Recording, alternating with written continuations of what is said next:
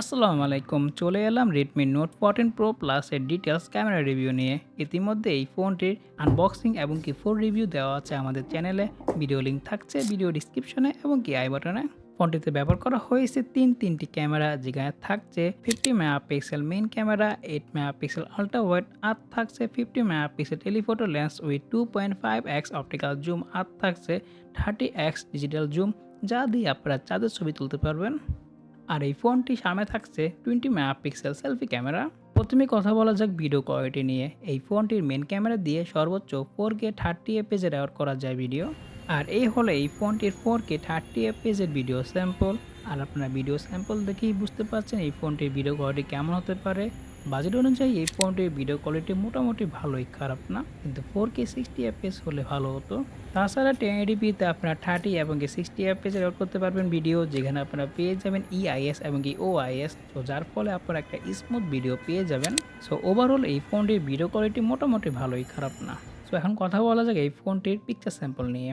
ডিলাইটে আপনারা খুবই ভালো ভালো ছবি পেয়ে যাবেন এই ফোনটি থেকে। ছবিটি যথেষ্ট পরিমাণ ডিটেলস এবং কি শার্পনেস থাকছে। কালার কারেকশন, ডাইনামিক রেঞ্জ এবং কি শার্পনেস ভালোই ছিল।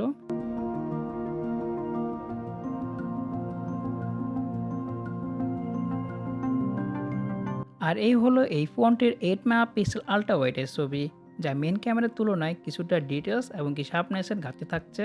আর এই হলো এই ফোনটি রাতের আল্ট্রা ওয়াইডের ছবি। তো সেই ক্ষেত্রে আপনারা ভালো একটি আইডিয়া পাচ্ছেন এই ফোনটি রাতে এবং কি দিনে আপনারা কীরকম আল্ট্রা ওয়াইডের ছবি পাবেন 8 মেগাপিক্সেল দিয়ে। সো বলা যেতে পারে কাজ চলার মতন ছবি আপনারা পেয়ে যাবেন এই ফোনটি থেকে।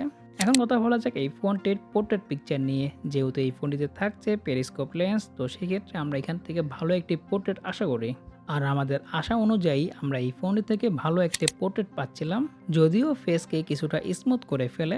তারপরেও ওভারঅল বলতে গেলে আমরা এই ফোনটি থেকে ভালো একটি পোর্ট্রেট পাচ্ছিলাম। আর আপনারা পিকচার স্যাম্পল দেখেই বুঝতে পারছেন আমরা কীরকম পোর্ট্রেট পাচ্ছিলাম।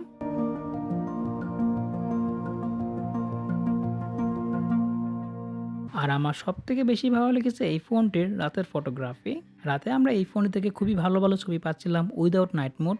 যদি লাইটিং কন্ডিশন ভালো থাকে তো সেক্ষেত্রে আপনারা এই ফোনটি থেকে খুবই ভালো ছবি পেয়ে যাবেন, হ্যাশ দিনের ছবির মতন। আর সম্পূর্ণ অন্ধকারে আমরা এরকম ছবি পাচ্ছিলাম এই ফোনটি থেকে নাইট মোড ইউজ করে। তো সেই ক্ষেত্রে বলা যেতে পারে এই ফোনটি থেকে আমরা রাতেও খুব ভালো ছবি পাচ্ছিলাম। সো ওভারঅল বলতে গেলে আপনি যদি 40,000 টাকার ভিতরে একটি ক্যামেরা ফোন খুঁজতেছেন Xiaomi-র, তাহলে Redmi Note 14 Pro Plus হতে পারে আপনার জন্য বেস্ট চয়েস। সো আজকের এই ভিডিওটি এই পর্যন্তই। আশা করি ভিডিওটি আপনাদের কাছে ভালো লেগেছে। যদি ভালো লাগে তো একটি লাইক এবং শেয়ার করতে ভুলবেন না আপনাদের ফ্রেন্ডের মাঝে। আর এরকম ভিডিও পেতে চ্যানেলটিকে এখনই সাবস্ক্রাইব করে ফেলুন এবং কি পাশে বেল আইকনটি বাজিয়ে দিন। সো আজকের জন্য আমি বিদায় নিচ্ছি। আমি শাহাদ হোসেন সজীব, শাহাদ থেকে। আল্লাহ হাফেজ।